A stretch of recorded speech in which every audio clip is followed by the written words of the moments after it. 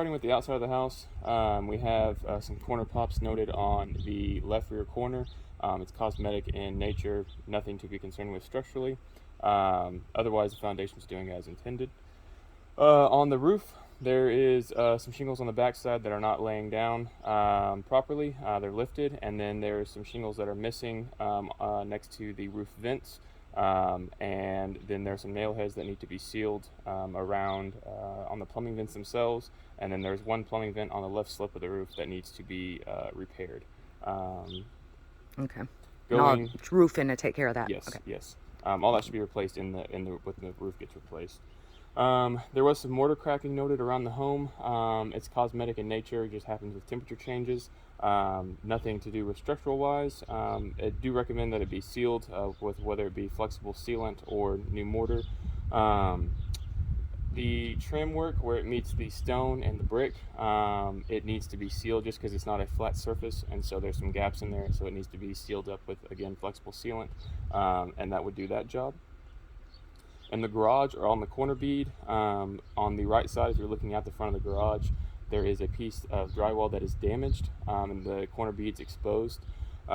It just needs to be patched back over. The corner bead's still intact, so it just needs actually just really like mud and texture over it to be repaired correctly. So just cosmetic again? Yes, cosmetic in nature. In the master bedroom, there is where it transitions from tile in the hallway to the carpet in the master bedroom. The carpet is frayed and torn up right there.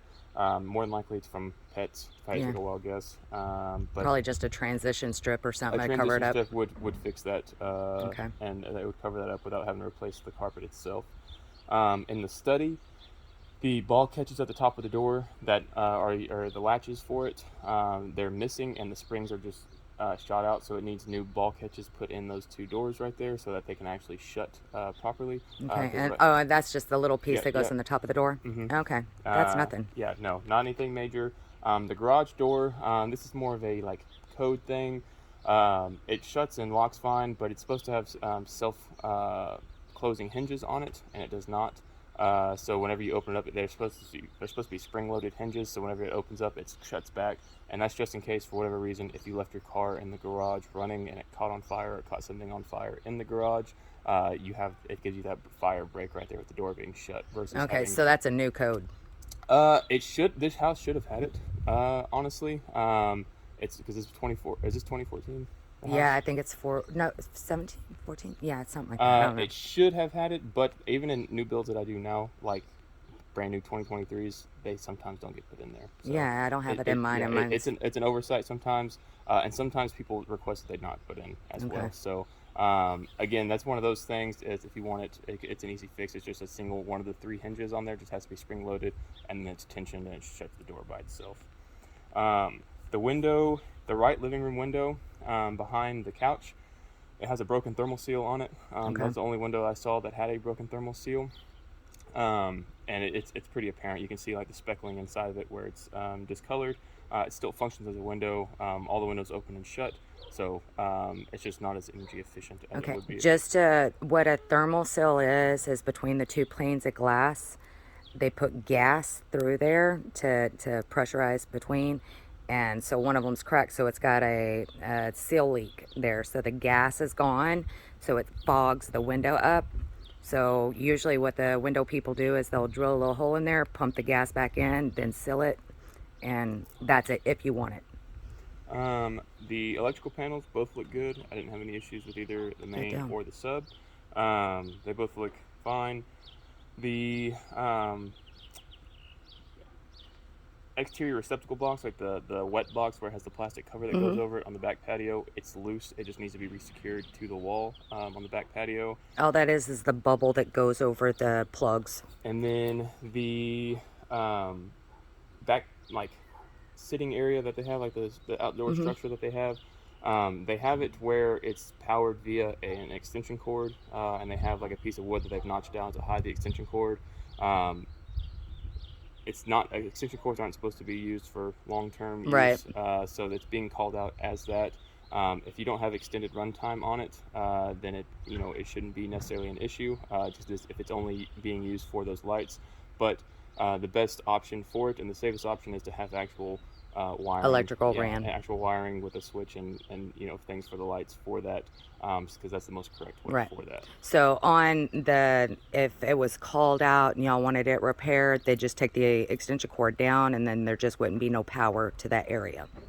The insulation around the refrigerant line in the attic and out here is damaged just from just weather. It just needs a new piece put on there with just that foam noodle type stuff that goes Oh, over it. yeah, just the noodle foam. Yeah. Okay. On that, and then there's a spot in the attic where the two pieces, they had to use more than one piece, and there was a gap there.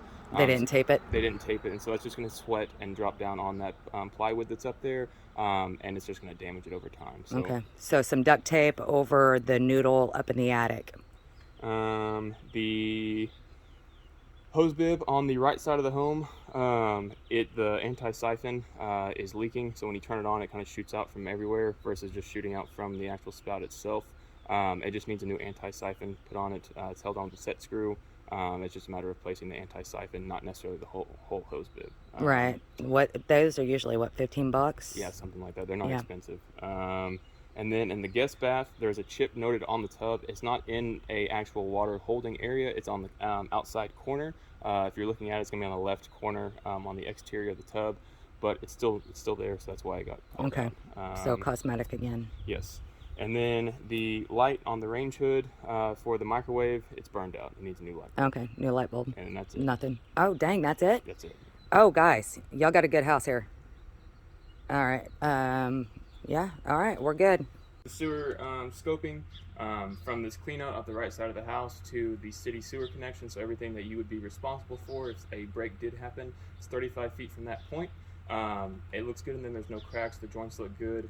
Doesn't appear to be any standing water more than what is accepted. So there's nothing that appears to be wrong at this point in time with the sewer. Inspection as well, so it looks at the exterior and the attic, obviously throughout the whole home while I'm doing the inspection. I don't see any signs of any bugs, any termites, any wood destroying insects. There's no conducive conditions either. The only thing that I could not access was the storage shed in the back, but appearing from the outside, there's no rotting wood or anything that would make me think that there would be any wood destroying insects inside of there. But that is going to annotate that was a limitation to the inspection. But other than that, the report is going to be clean. So.